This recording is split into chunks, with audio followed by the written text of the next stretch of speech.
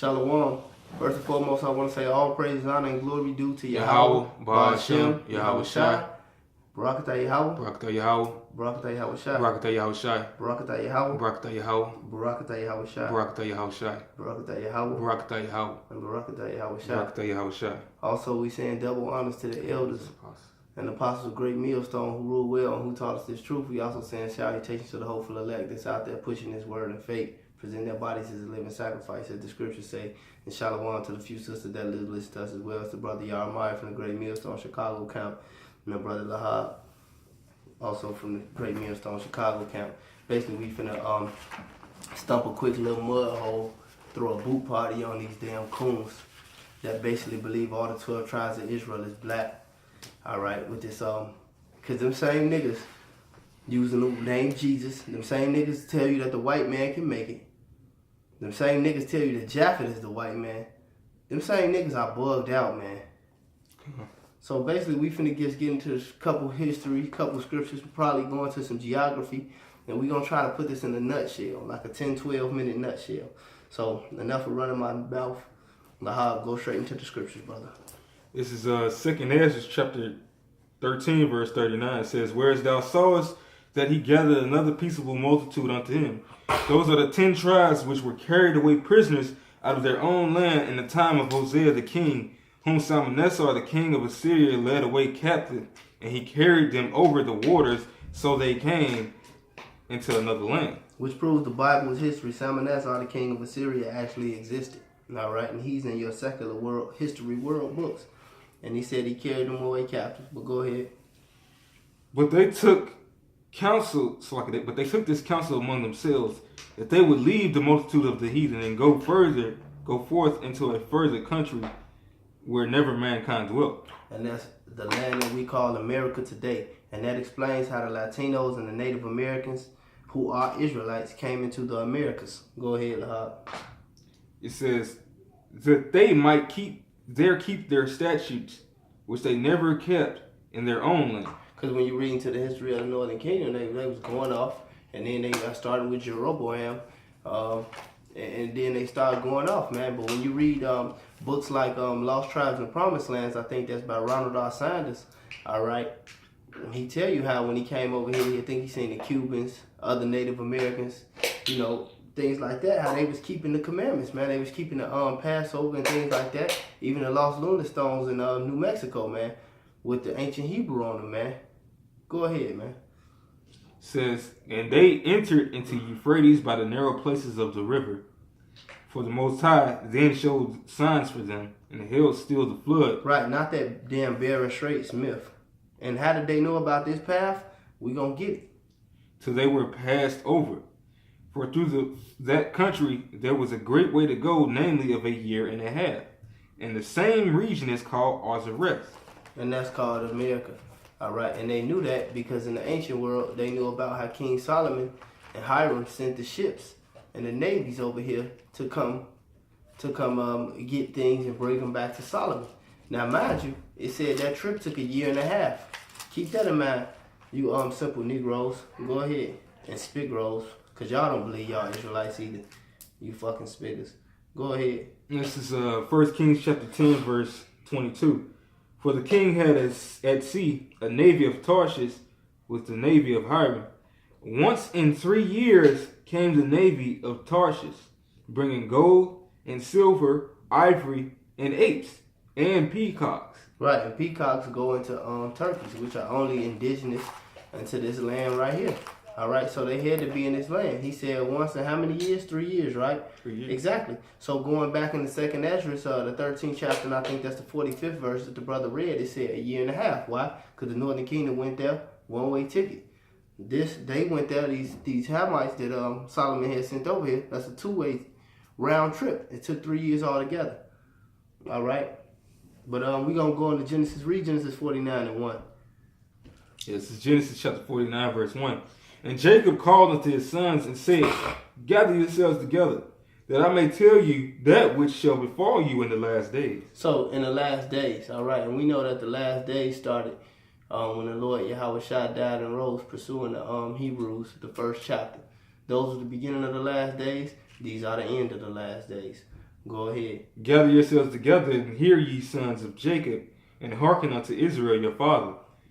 Skip on down. Yeah, jump down to Zebulun or Naphtali, whichever one you want to do first. Get this Zebulun. Get Zebulun. Come. Genesis chapter 49, verse 13. Zebulun shall dwell at the haven of the sea, which is the northern kingdom tribe. And when you read the map, he got it, the brother got it. When you get to the map of ancient Israel, Zebulun not dwelling at the haven of the sea. That's enough.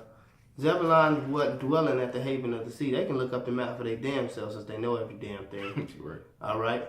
The haven of the sea is talking about where the tribe of Zebulun is located, the Panama Canal, man, because that's where the ships was coming. That's the haven of the sea. That's the habitation of the sea. All right, a dwelling place. All right, and it's also located by Issachar. All right, go ahead. It says another one of the 12 tribes. Go ahead. And he shall be for an haven of ships, and his borders shall be unto Zidon. Matter of fact, look, don't even do it, man. Y'all Google a picture of the Panama Canal, man. Y'all go into that since y'all know every goddamn thing. All right, for the brothers that want to learn, you know, we got breakdowns of the 12 scribes. We can go more in depth to this, but these niggas know every goddamn thing. Let them look it up. Go ahead, Lahab. Matter of fact, read a little more to that Genesis 49. Issachar is a strong ass couching down between two burdens. And the two burdens, ain't no two burdens. When you go back to that ancient map, you see Issachar right here next to Zebulun and his brothers, the northern kingdom. The two burdens are talking about the oppression, and Issachar, the so-called Mexicans. The two burdens are talking about the North America and South America. His brothers suffering affliction and persecution in North America and South America. That's why the scripture says, I think that's in the book of Jeremiah, the children of Judah and Jerusalem were oppressed together. And that was talking about hardcore slavery and bondage. They went on slave ships to the other side of the world during that time, and we went on slave ships to this side of the world during that time. Read the next scripture, Lahab. Skip on to go to Deuteronomy 33. I think it's something in there about Naphtali. It's Deuteronomy chapter 33, verse 23. And of Naphtali he said, O Naphtali, satisfied with favor and full with the blessing of the Lord, possess thou the west and the south. And that's how we know where the tribe of Naphtali are. What's the west and the south when you go into the map? The west and the south, when you go into the map, it's right here. I got it right here. Now you see Africa on this side and Asia and all that bullshit, you know, all them lands, you know. But now you see the farthest west and to the south. If you put this up in a whole world map, you can do that. It's from Argentina to Chile, man, down there.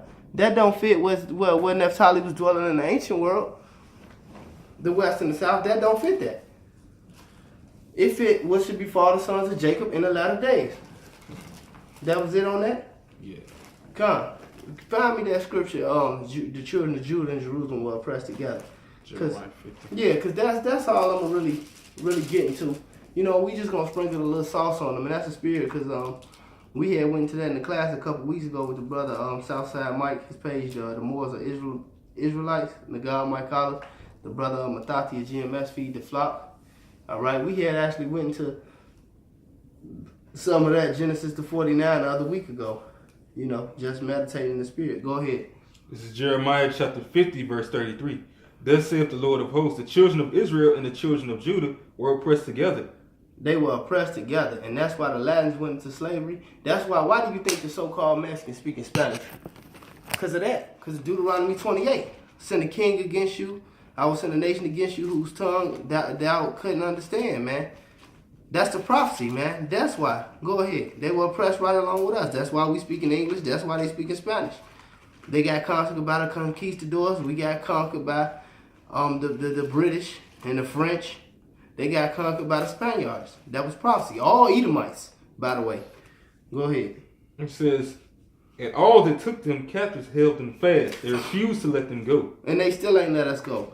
Here it is. You got Mexico. That's Issachar land.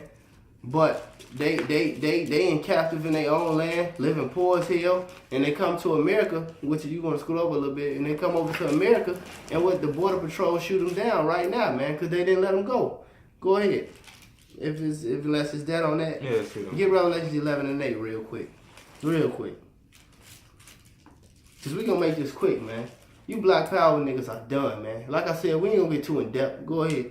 It's Revelation. Do some research.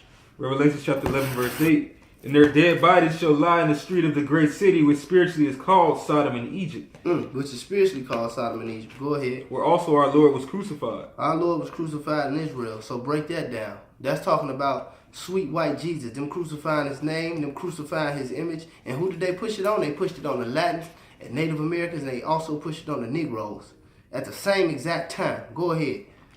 That's how you know who the two prophets are that we about to read about. Go ahead. And they of the people and kindreds and tongues and nations shall see their dead bodies 3 days and a half, and shall not suffer their dead bodies to be put in graves. It says, and they that dwell upon the earth shall rejoice over them, and make merry, and send gifts one to another. Just like I said, we were the gift. They sent them to places like Seville, Spain, and over there in the land of Europe, and they sent us throughout the corners of the earth as well as gifts, rejoicing over us, seeing that they had the Israelites in captivity. Go ahead.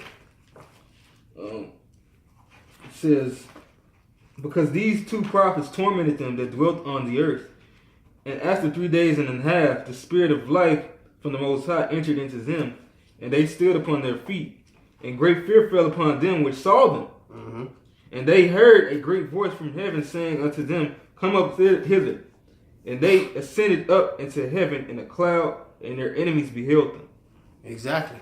But the point is, they was out there tormenting them that dwell on the earth. And it said two prophets. That was talking about the northern and the southern kingdom. Matter of fact, which proves that they're the Israelites. Because when you see the stick, you see the brothers on the stick. You see the Latin tribes out there. You see the black tribes out there. Shaka Zulu them ain't out there, nigga. Esau ain't out there, nigga. And if it is, it's a confusion of face amongst us, the teaching with us was proved the prophecies as well in Revelation the 7th chapter in the latter verses, that great multitude. But look, who that great multitude is, and that's the confusion of face. It's not no heathens, but this is Revelation 5 and 1, because y'all believe that madness too. Then shall the righteous, this is Wisdom of Solomon 5 and 1, then shall the righteous stand in great boldness before the face of such as have afflicted them and made no account of their labors. And that's what you see when you see the two sticks spoke about in the book of Ezekiel. When you see the two prophets, you niggas go do some research, man, because we can do some more on this. We might, well, we might not, since you know every goddamn thing. Correct. But with that, right?